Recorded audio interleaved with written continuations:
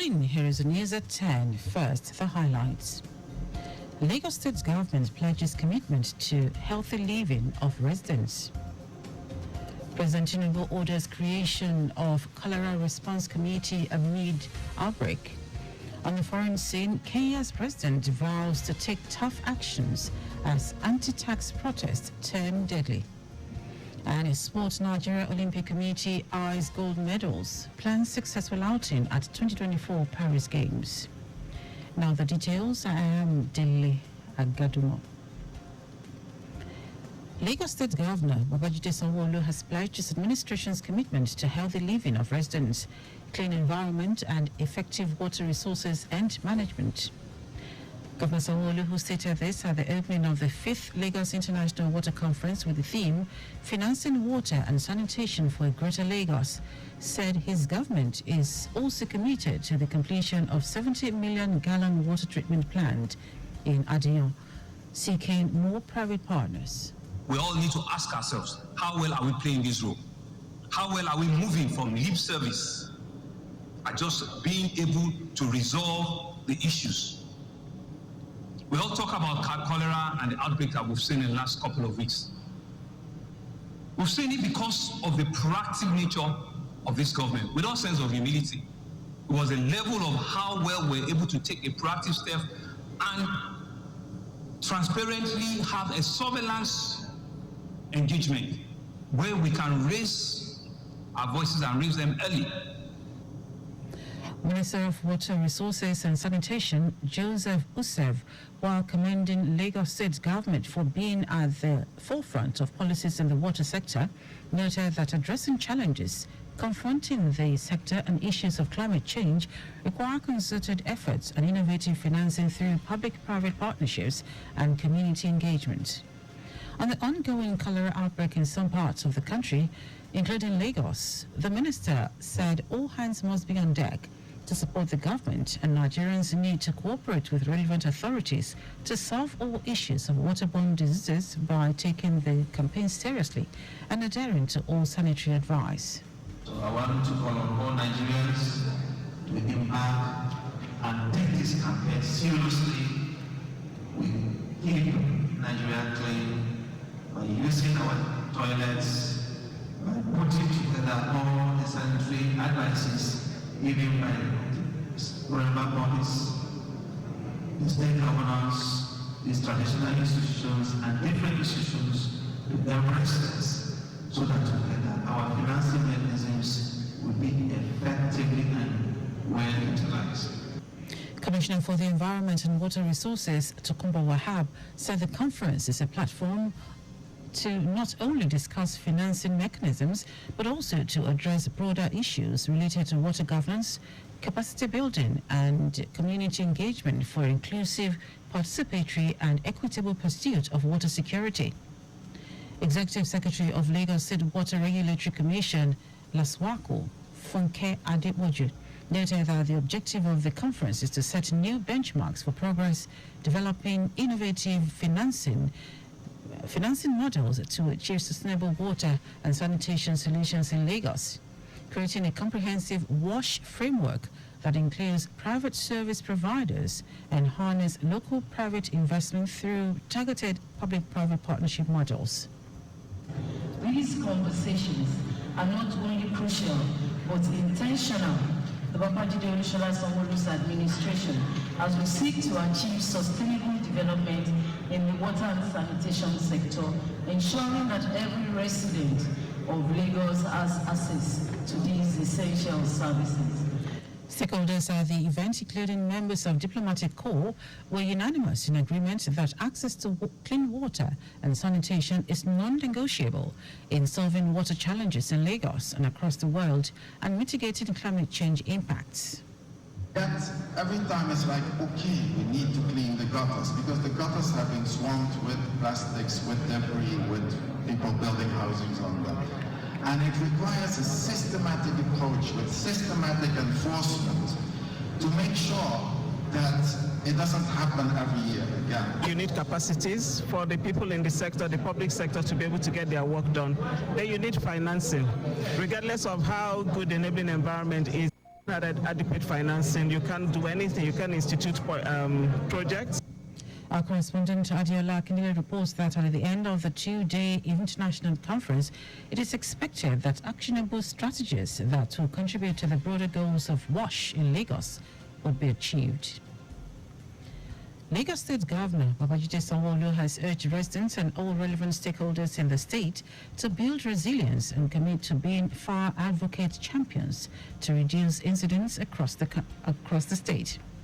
Governor Sanwo-Olu made the plea while speaking at the maiden Lagos International Fire Safety Conference 1.0, aimed at ensuring dialogue, knowledge sharing, partnership building and collaboration in line with global best practices, enhancing innovation solutions.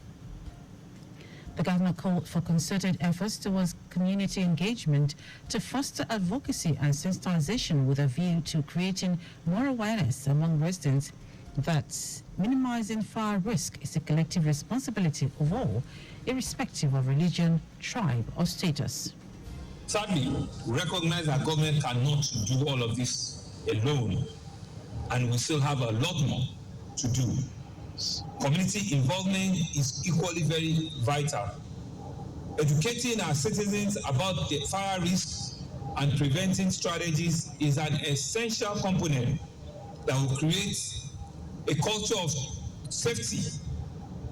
Community groups, religious organizations, educational institutions, traditional institutions all have a pivotal role at disseminating information, knowledge sharing, and fostering a sense of collaborative responsibility.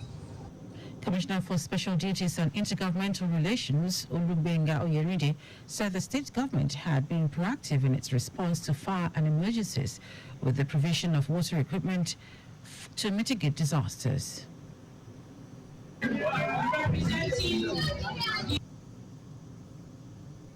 me also remind you that in furtherance of the implementation of securities and governance pillars of our administration, the Team Plus development agenda, the state government had procured over 60 firefighting trucks for Lagos State Fire and Rescue Service, which has helped to build their capacity and strengthen firefighting operations in the state to a reasonable level as we speak. The event had in attendance various stakeholders, including representatives of traders, religious organizations, community development associations, students, and international partners. Meanwhile, Lagos Traffic Radio has been awarded as the best radio station for its role in promoting fire safety awareness. The award was received by the General Manager, Tayo Akoli, accompanied by some members of the station's management staff. Earlier in her speech, the Director and Chief Executive Officer of the Lagos State Fire and Rescue Service, Margaret Adeshaye, stressed the importance of fire safety measures and caution. Adeshaye, who advocated public-private partnerships to raise awareness and develop comprehensive safety measures, also called for greater collaboration with the public to ensure effective disaster management. I recognize that the government and our agency alone cannot address the complex fire safety challenges we face on a daily basis.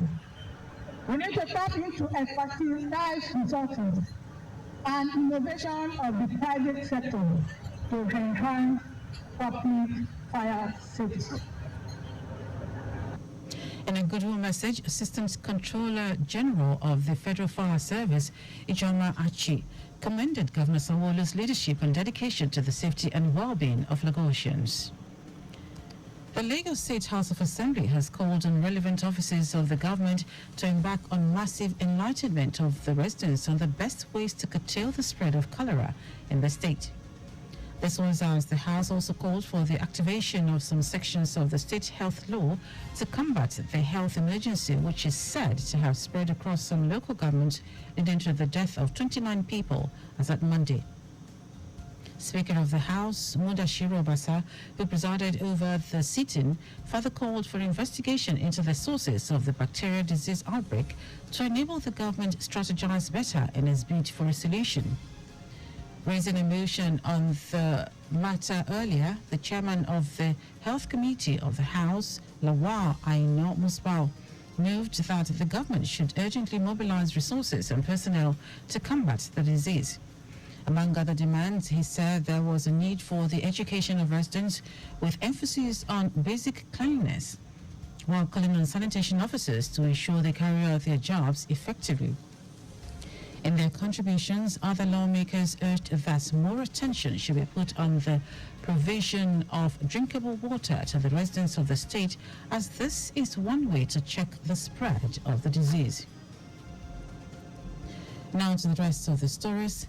President Bola Tinubu has directed the Federal Executive Council, FEC, to set up a committee to oversee the Cholera Emergency Operations Center operated by the National Center for Disease Control, NCDC. Minister of Health, Ali Pati, made this known while briefing State House correspondents at the end of the council meeting presided over by the President of the Council Chamber, Presidential Villa, Abuja.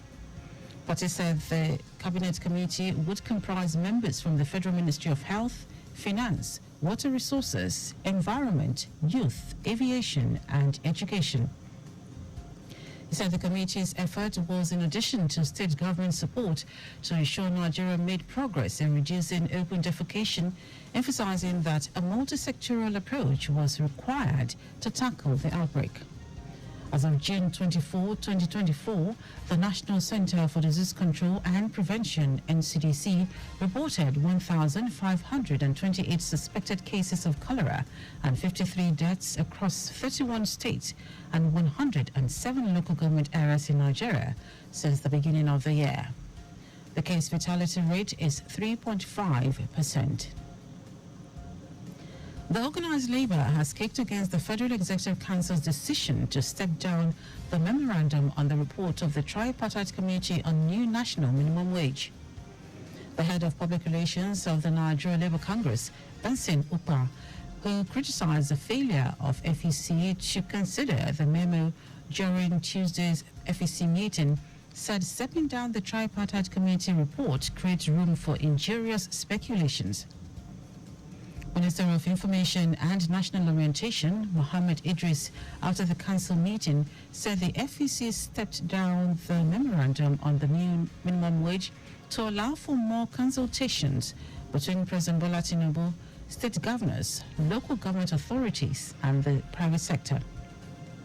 Idris said the council deferred acting on the memo, given that the federal government is not the sole stakeholder on the national minimum wage issue.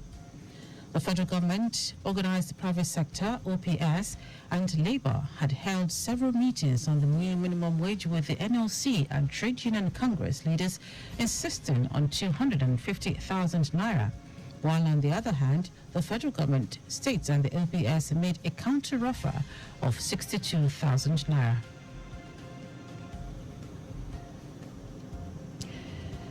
Over 250 special needs students and their teachers converged on Lagos House, Ikeja, to celebrate the 59th birthday of General Babajide Sanwo-Olu, tagged Mr. Governor's Day. At the ceremony organized by members of the State Executive Council, students sang various Thanksgiving songs to celebrate the governor. Governor Sanwo-Olu, who cut his birthday cake amidst the children with special needs, pledged to continue to prioritize their welfare and access to qualitative and free education in the state. Commissioner for Agriculture, Abisola Olusoya, who thanked the students for defying the rain to celebrate the governor, noted that the celebration was done with them because of the governor's love for children. Representing the good people of Lagos and particularly the Executive Council, showing our love to Mr. Governor, to the First Family, and for their love and care, particularly towards children and children with special needs. Mr. Governor gives so much of himself day in, day out. without sleep most times.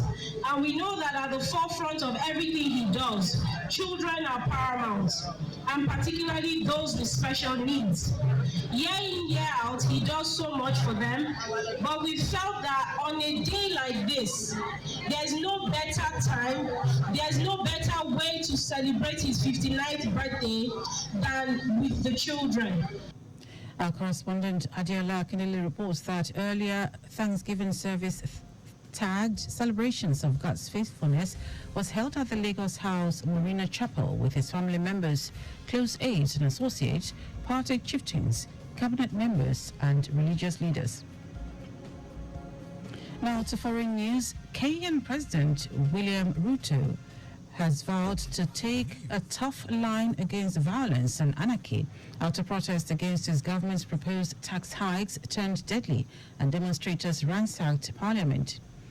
Mainly youth-led, the demonstrations had been largely peaceful as they grew over the past week, but chaos erupted in Nairobi on Tuesday, with crowds throwing stones at police, pushing past barricades and entering the grounds of parliament. The military has been deployed to support police who fired tear gas, water cannons, rubber bullets, and, according to a rights group, live ammunition against protesters. Several non-governmental organizations, NGOs, including Amnesty Kenya, reported in a joint statement that 5 people were shot dead and 31 wounded. In our sports, the Nigeria Olympic Committee, NOC, says it has put everything on ground to surpass the achievements of the country at previous Olympics. NOC President Habu Gumel said this while receiving the reports of committees on its constitutional review and the refurbishment of sports infrastructure, especially at Amuwodofi Olympic Sports Village in Lagos. Gumel said 80 athletes had so far qualified for the Olympics, while additional 5 athletes were expected to join the team if they eventually qualify. According to him, winning silver or bronze has never been a challenge to the country's athletes, but getting gold. This, he said, was the reason behind the robust preparation designed for Team Nigeria ahead of the Olympics. The 2024 Olympic Games will be held in Paris, France, from July 26 to August 11. And that ends our news at 10. Just before we go, always obey road signs and traffic lights. You can follow us and like all our various social media platforms: X Traffic Radio 961, Facebook Lagos Traffic Radio 96.1 FM, Instagram Lagos Traffic Radio 961. Subscribe and watch our news and programs live on YouTube at Traffic Radio 961. You can also visit our website at trafficradio961.ng. Did you know that the Sanwo-Olu administration donated security equipment, billions of naira, to the police? You can get more details on the Lagos State Government website. To end the news are the highlights of the major stories. Lagos State Governor Babajide Sanwo-Olu has pledged his administration's commitments to healthy living of residents, clean environment and effective water resources and management. President Bola Tinubu has directed the Federal Executive Council to set up a committee to oversee the Cholera Emergency Operations Center operated by the National Center for Disease Control. We also told you that Kenyan President William Ruto has vowed to take a tough line against violence and anarchy after protests against his government's proposed tax hikes turned deadly and demonstrators ransacked parliament. And in sport, the Nigeria Olympic Committee said it has put everything on ground to surpass the achievements of the country at previous Olympics. For contact with the newsroom, send a message to info@trafficradio961.ng. That is the news broadcast compiled by Abiola Fabulagun. I am Dele Agadumo. Good morning. Thank you for listening.